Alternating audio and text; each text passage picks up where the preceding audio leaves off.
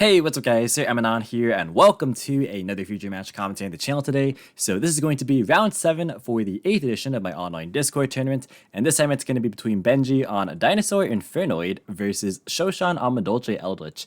And if you guys do want to keep track of some of the ongoing matchups for the 9th edition of this tournament, feel free to join my Discord server. You can find the link to that as usual in the description box below, and also in the description you can find the link to Benji's YouTube channel, aka Legacy Crusaders. Definitely go ahead and check out his content if you haven't already. It has some long form content, kind of similar to my own, if you guys are interested in that. But without any further ado, let's go ahead and check out this matchup here. So it looks like Madolche Eldlich did win the RPS, and they're going to choose to go first here. So the opening hand for Madolche going first is going to be Angeli, Golden Lord, Chateau, Droll, and Lancia. So we see definitely some high impact hand traps for going second in the main deck. But this hand is not the greatest. It has Angeli, which is okay. But it's pretty much all on Angeli trying to resolve here.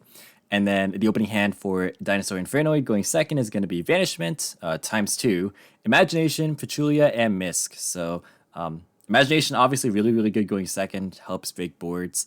But apart from that, there's not really a whole ton of gas in this hand, so we'll have to wait and see how exactly this can break a board here. Especially against Lancia, because Noids against Lancia is not really the greatest here. So we're going to see a normal summon of Angeli, and then her effect is going to tribute herself to bring out a copy of Petting Cesspool from the deck, and then her effect is going to summon out a copy of the Pudding Cess. And then it becomes level 4, so now we can overlay for a copy of the Glass Souffle, and then Glass Souffle's effect is going to detach, and then they're going to go for Chocolate a la Mode. They're going to activate her effect. That's going to go ahead and put back Petting Cesspool, and then her other effect trigger, since Pudding Cess is underneath it, that's going to go ahead and detach to summon a copy of Hcabe from the deck. And then Hcabe effect is going to go ahead and banish the Glass Souffle to summon out Messenger Gelato from deck. And then that effect is going to trigger for a copy of Salon. And then from here, they're going to activate Salon and then activate Chateau. And then Chateau is going to go ahead and shuffle back Angeli, which triggers the Chocolate a la Mode again, because that's not once per turn, and the Salon as well, since of course Madolche was returned to the deck. So that's going to go ahead and detach to summon out a copy of Mageline, and then going to set a copy of Promenade from deck. And then those two are going to be overlaid for another copy of Glass Souffle. And then they're going to link summon into a copy of Fresh Sistart, and then he's going to trigger the Glass Souffle effect, and that is going to go ahead and add back Hcabe and Chocolate a la Mode due to Chateau. And from here, that is going to go ahead and pass. So there's Glass Souffle, which is actually incidentally pretty good against both Noids and just Misk as part of the Dino engine. There's Promenade as an interruption, and then 2 hand traps. So overall, really solid stuff with good follow-up for next turn as well. We're going to see a top deck Gamma for turn, a little bit late there. It would have been nice to have that for the earlier plays last turn. So they're going to proceed to main phase 1. He's going to use Miscellaneous Source as hand effect. And then immediately we're going to see Lancia being shotgunned, but that actually walks right into Gamma. So Gamma going to come down, and that's definitely important for sure. You don't want Lancia to resolve against the 2 engines of your deck that actually kind of both lose to it to some extent. But we are going to see on resolution Glass Souffle being activated. That's going to detach to trigger its effect to actually shuffle back Misk and Lancia. And actually, due to Chateau, you can add the Lancia back, which is one of the cool interactions of the deck, which is adding back hand traps. So that's definitely pretty neat. And so because Lancia is not once per turn, it can actually be used again.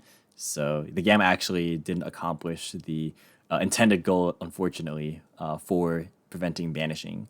But we are going to see Imagination come down next, and then they're going to go ahead and use Promenade in response to that to negate it. So that's going to go and add back Mageline. And then Salon triggers to set another copy of Promenade, pretty standard there. And then he's going to activate Vanishment, and that's going to pitch Petrulia to go for another copy of Imagination. And then he's going to draw on Resolution, followed up with a copy of Imagination, and then that's going to be met with Lancia. So yeah, the draw didn't really matter a whole ton here, but the Lancia definitely will. So that is going to be pretty solid. So even though Imagination is resolving, it's not going to amount to a whole ton. So we're going to see Tierra being activated. So that's going to mill 3 as well as sending 3 from extra deck to the graveyard. So it's going to send double Entis and Omega. So this deck was sending Entis to grave before Dogmatica was cool. We're going to see some instant fusion targets and Rafflesia being sent. And then they're going to mill 3 as well. So yeah, we do see the Eldlich cards, which I don't believe were previously publicly known. Yeah, they were not. So yeah, he's saying he just wanted to see the mills before scooping for more info, which is definitely fair enough, right? So that's going to be a scoop. Not being able to play through Lancia, of course, definitely hurts. So we're now just going to move into game 2. So it looks like Dinosaur Infernoid is going to opt to go second again. And if you guys are enjoying this video, please be sure to drop a like and subscribe if you're new here and want to see more commentaries similar to this. But the opening hand for Madolche Eldlich going first again is going to be Salon, Conquistador, Lancia, Callby, and Hcabe. So this hand does not look that good. Yeah, I think it's just going to be set a couple cards and passing here. Lancia, though, we saw put in work last game, so good to have it again here. And then the opening hand for Dino Infernoid going second is going to be Ash, Cosmic, Onunku, Decatron, and Vanishment. So no Dino cards in this hand, but we again see access to potentially Imagination or just more Void cards in general. So this hand looks pretty decent as well. So they're just going to set 2 and pass, and then we're going to see a top decked Misk. So there's more cards to work with as far as different engines are concerned. We're going to see an almost summon of Decatron, and then he's going to go ahead and let that resolve. So we're going to see a sending of Onunku, which is the Spell Trap negation. Cosmic is going to come down next. That's going to target the Call by the Grave to attempt to banish it. But we're going to see Lancia met response, which is pretty good here. Decatron is going to attack, but we're going to see Conquistador to chain block.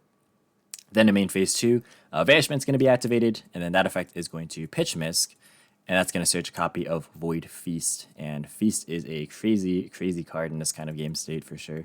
Especially when your opponent did not open very well. We're going to see a top deck YGO for turn. So really just not playing with that many Madolche cards. At least there's a target engraved now for Hcabe. But let's see. So he's going to go to main phase. And then normal summon Hcabe. And then they're going to go ahead and fire off this Feast here. So we're going to see Decatron, and Sajet. So the classic summons off of Feast here. So both Decatron's trigger, that's going to summon out, or not summon, but send Deviati and Saitsumas to copy their effects and then gain their levels. And then we're going to see Decatron, that's going to go ahead and negate and banish the Hcabe. And then he's going to chain Call by the Grave in response, but there's also Spell and Trap negate due to the normal summon Decatron, which sent the Onunku. So that's going to go ahead and banish the Call by the Grave as well. And from here, it's basically just a very slow Eldlich deck, which is not going to be able to deal with all the Infernoids having DD Crow effects. So we're going to see Conk being switched to attack position, and then that's going to attack over the Decatron, and then he's going to just pass here. So we see another top deck Feast, which is not really that great here, but it doesn't matter because there's so many Noids in grave at this point in time.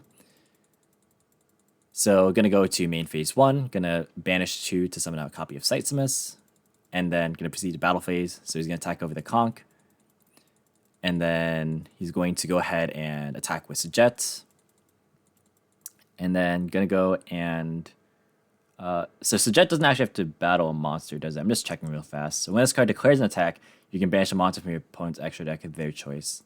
So I mean, maybe this could have been used, but it wasn't really needed. This is not like the greatest effect anyways. Saitsumas, though, at the end of battle phase, gets to activate its effect, which is very good. And that's going to banish to a YGO. It doesn't target, by the way, so that's super, super solid. But going to go ahead and main phase 2, activate the Sajet. That's going to tribute itself. That's going to banish the Conk. And suddenly there is no Eldlich engine at all. So no access to either Madolches or Eldliches anymore. So going to be pretty hard to win the game from this position if you are Shoshan here. But we're going to see Misk, that's going to banish the Aolo, banish itself to summon Aolo, I should say. And then those two are going to be synchroned off into a copy of Omega. And then 3 Noids are going to be banished for Onunku. And then that's going to be a pass. So he has to deal with a Spell Trap negate, an Ash, and an Omega ripping a card, and recycling back Noids and or Misks. Standby phase, we are going to be returning the Misk here. And that is going to be the end of game number 2. So pretty interesting back and forth so far for sure. These are not decks that you necessarily see every day, but cool decks to watch nonetheless. But we're now going to move into game number 3 here, where it looks like we're going to see Infernoid Dinosaur being forced to go first this time. And before we get started with game number 3, just want to shout out my patrons as usual. So thank you all so much for supporting the channel, and the content really does mean a ton to me. And if you guys are interested in helping support the channel via the Patreon, definitely check that out in the description box below as well. But the opening hand in game 3 for Dino Infernoid going first is going to be Harmonic, Vanishment, Overraptor, Deviati, and Baby. So even in 60 cards, we see OV Baby, which is, of course, the full Dino combo. Plus Vanishment, which is great to help get access to Feast. So this is probably going to be a really solid end board. And then the opening hand for Madolche Eldlich going second is going to be Hcabe, Messengerado, Golden Lord, Droplet, and Angeli. So Droplet will be interesting to see how this affects the board. Depends on when like the Feast gets used, for example. But it doesn't look like there's a way for this deck to put up disruptions in the form of spells and traps. I could be wrong there, but I guess we'll have to wait and find out. So there's no hand traps, and we'll get to see the Dinonoid player pop off. So he's going to start with an Overraptor normal summon. That's going to actually just straight up mill the copy of Misk. Playing around Drill here, I presume, because we did see it in game 1. And you want the Banishment search. You can't do Banishment first because it does lock you into Noid monsters. So you have to definitely be mindful of that. But Misk here, going to go ahead and banish herself for Archosaur. And then Archosaur going to go and pop the baby in hand. That's going to add a copy of Pill. And then Baby is going to summon out Baby from deck. And then Ovi going to target the Baby. That's going to summon back the other Baby, triggering the one in Graveyard to summon a level 4 Misk from the deck. And then those two are going to be overlaid for a copy of Evil Zardolka. Then we're going to link off for a copy of Link Hero and then into Secure Gardner. And then going to activate Vanishment now. So actually choosing not to use Pill here. So going to go and grab Feast. And then going to set. So this tells me that he wants to shotgun the Feast here. Leaving off 3 zones to be open. Because if he uses Pill and summons UCT, then he'll have to use UCT first and then use Void Feast, which wouldn't be too bad, considering the fact that there's Droplet in hand here. But yeah, it's clear that his intention was to drop Feast and stand by. At least I think. But yeah, he's going to pass from there. The top deck's going to be, the second copy of Golden Lord. Not the greatest. We are going to see Feast being used right away. So going to go for Sajet and double Decatron, which is pretty staple. We're going to see both Decatrons being used. That's going to go for Deviati and Anunku. And then just reviewing what the board state is currently like right now. And then just clarifying how the Noids work, because they all work very slightly differently based on what their level classes are. But we are going to see Droplet come down. So that's going to go ahead and send 3 to negate everything but the Anunku, which would be the spell and trap negation, which makes sense because there are no other spells and traps in the hand at the moment. So we're going to see Hcabe being normal summoned, and then its effect will be used. That's going to target Angeli, and that's going to summon a copy of Petting Sasur from deck, and then Petting Sasur is going to summon a copy of Angeli from deck, and then Angeli is going to go and tribute itself to summon out Messengerado, and then Gelato effect is going to search for a copy of Promenade. So he's going to go ahead and use the Golden Lord effect, pitching Promenade. That's going to send away the Decatron. Then we're going to see an overlay of Tiramisu. This card is very hard to power creep, honestly, because it's so strong. Let's see. So going to go ahead and target both Gelatos for the Tiramisu. I was just reading chat real fast right there. So going to go ahead and tribute to Jet and tribute to the Decatron treated as, I think that one was treated as Devi, if I'm not mistaken. But yeah, tributing just to get monsters off board. So I think it was the Decatron in response to the Tiramisu, even though it wouldn't be negated since the Decatron was negated, and then the Jet to just get it off board. I think that was what the order was supposed to be, I'm pretty sure. Unless if I'm mistaken there. But I'm pretty sure this Decatron was the Deviati there. But yeah, I presume it's just to get more monsters off board. That way they end up in Graveyard, so that if he does survive, he'll have Noids, and they don't get shuffled back, which is definitely fair enough. Oh, okay, he's using the Decatron to negate this Jet. Okay, I see. So it didn't matter which order it was, I guess. Yeah, because this can negate your own effects as well, I think. Yeah, it can be any monster effect. Doesn't have to be an opponent's. All right. So I just got a little bit confused, but the chat made it clear to me. So thank you for typing in chat there. Gonna go ahead and shuffle back, resolving the Tiramisu, and then going to shuffle back the Secure Gardner and the Dolka. And then Promenade in Graveyard is going to activate. So this actually allows you to banish it from your grave to target a Madolche exceeds your control, and then attach a Madolche from your hand, deck, or grave to it as material. So that's actually going to equip Pudding Sis, and that allows the Chakra mode to come down next. And then its effect is going to go ahead and shuffle back the Angeli, which triggers the other effect, of course. That's going to go and summon out a copy of Messenger Gelato from deck. And then Gelato effect gets to activate for Chateau.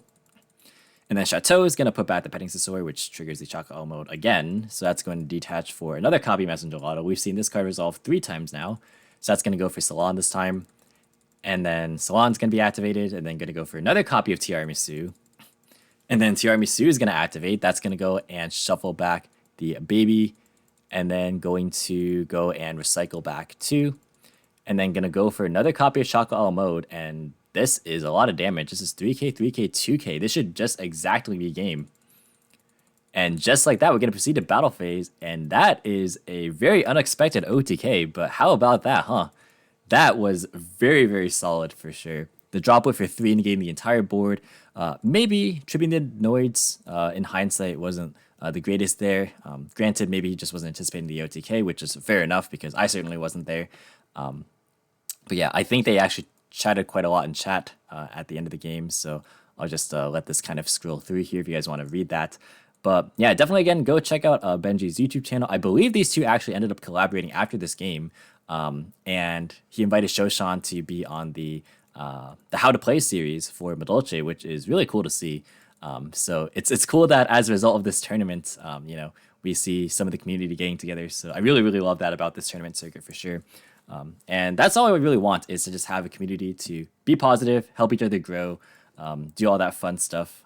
That's why I enjoy doing these. And with that being said, let's go ahead and finish off the video here. So thank you so much for watching. Hope you enjoyed. If you did, be sure to leave a like, as well as any thoughts or feedback in the comments. Subscribe for more informative and competitive Yu-Gi-Oh content. If you want to, you can follow me on all social media platforms or support me in the description as usual, with the links in the description as usual. And until next time, I will catch you in the next video. See you guys.